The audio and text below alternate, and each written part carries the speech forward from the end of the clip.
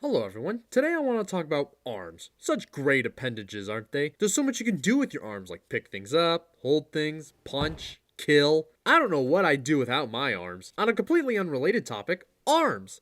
What is this game? Well, you see, some developers were sitting around a table one day and one of them was like, Wait a minute! and thus this game was born. Why am I talking about this game? Well, originally my next video was going to be a review on Mario 64, but that project ended up being much bigger than I originally had imagined, so I decided to make another video to get out in between. And since I already had footage of ARMS saved on my computer, since I made another video with that, I thought, why not put it to some more good use? Anyway, this game released back in 2017 to people going, "Oh yeah, that was okay," and then immediately forgot about it. Yeah, this game wasn't all that big of a success. I mean, it sold fine, but it probably was not as well as Nintendo was hoping for. It had some downloadable content, but then it just kind of vanished from the public mind to quickly pop back into the mind to tell us that Min Min was in Smash, and then promptly leaving again. I have to wonder why this game disappeared so fast. I mean, Nintendo was really pushing this game. It even got its own direct. Not only that, but like Nintendo had like a tournament going on. They had this global test punch. Like they were advertising it very hard. It was even one of the games showcased at like the Switch presentation back in January of 2017. Like they really went in hard, which makes me confused why they dropped it so quickly. Like Nintendo clearly wanted it to do well. I mean, they wanted every game to do well, but they seemed particularly interested in this game doing well. Not to say that it was completely forgotten. There is a dedicated fan base out of there, but I imagine Nintendo was trying to get another Splatoon out of this, but I guess for one reason or another it just didn't work out. Why is that? I don't know, but let's look at the game and see what it's like and make some obvious assumptions about why Nintendo dropped it on the way. Now, what exactly is ARMS? It's a fighting game where some people in this universe fight with very long, recoiled, Legs. arms. I never would have guessed that. You punch, you grab, you block, dodge, beat your opponent senseless until they get knocked out. It's fairly simple, but there are things that make it a bit more interesting than just punch out but long. First, there are many different types of arms that you can change, and they have different attributes, and you can mix and match them in any way you want, so it can change up your fighting style with each and individual character. If you hit your opponent enough, it builds up this gauge, which just sends out a barrage of punches, which really messes the opponent up. Like, it demolishes them.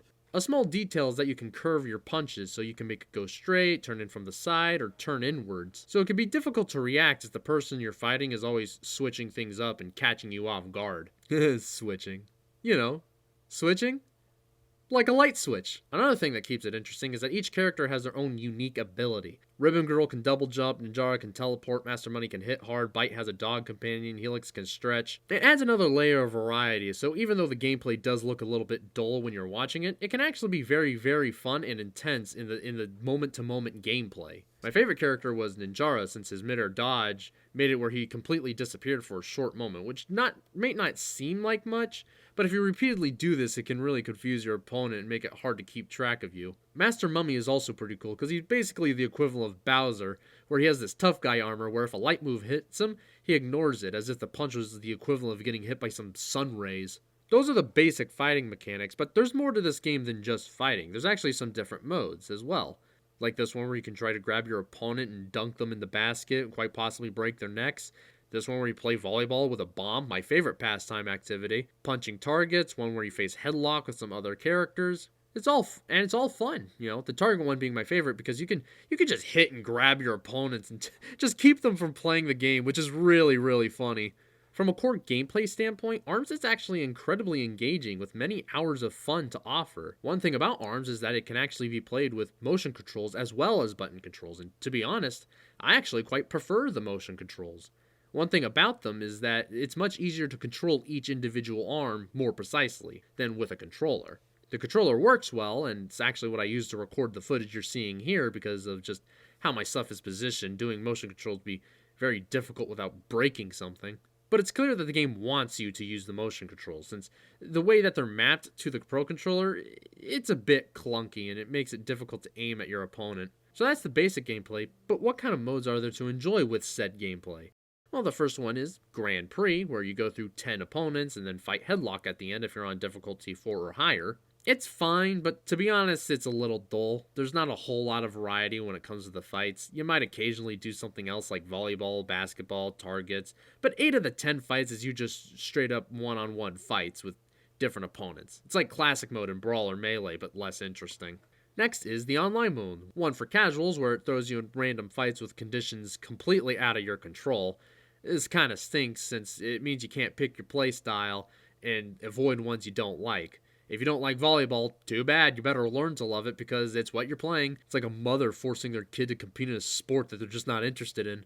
Aside from that, though, it's still very fun. I never had any connection issues. In fact, out of any of the Nintendo Switch games I've played, ARMS might have the best online infrastructure. No slowdown, no disconnection. Works perfectly. Why can't you be more like that? There's also ranked mode where you can face on a one-on-one battle with a random opponent in a game best of 3, so if you're more competitive, this game's got you covered. They also have this like arm mode where to unlock more arm types for different characters, you can play this break the targets game where the better you do, the more arm types you're able to get. It's a fun mode, but it can get tiring. Like you have to unlock every individual arm for every individual character, so it can be quite the process. There's also badges, which are like achievement, but there's not much to say there. And that's it. That's really all this game has to offer. No real story mode, no mission mode, not a whole lot of characters or stages, if I'm being honest. This game, as fun as it is, it's actually very shallow on content, to a quite disappointing degree. This is probably what led to its demise, unfortunately. When it launched, there was even less, so people were really convinced didn't pick it up since there was no substance, and the people who did pick it up dropped it fairly fast. This actually happens in a lot of games during this time. Mario Tennis Aces, Kirby Star Allies, heck, even Mario Maker 2 used this approach, where the base game that didn't have as much, and then adding a bunch of stuff later.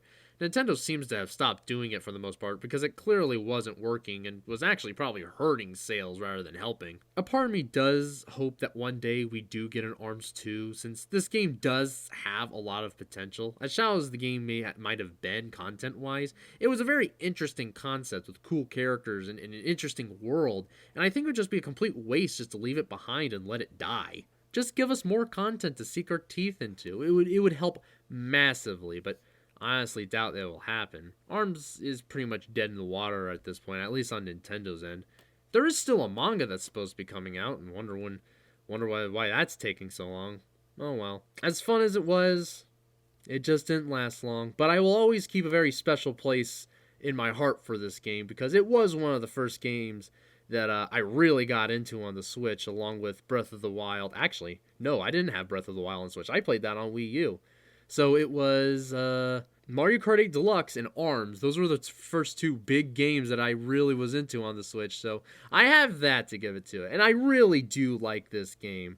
I really do. It's a fantastic game. If you ever do see this game just like at a price drop, like $30, $20 even, probably $20, pick it up. I think it's worth it. If Nintendo Selects ever come back, I imagine that ARMS is probably going to be a part of that. So when the Nintendo Selects comes back, maybe if ever, pick it up then, because I imagine it'll be a part of that. Well, that's my retrospective on this game. I'll see you guys next time with my Mario 64 review. Bye-bye.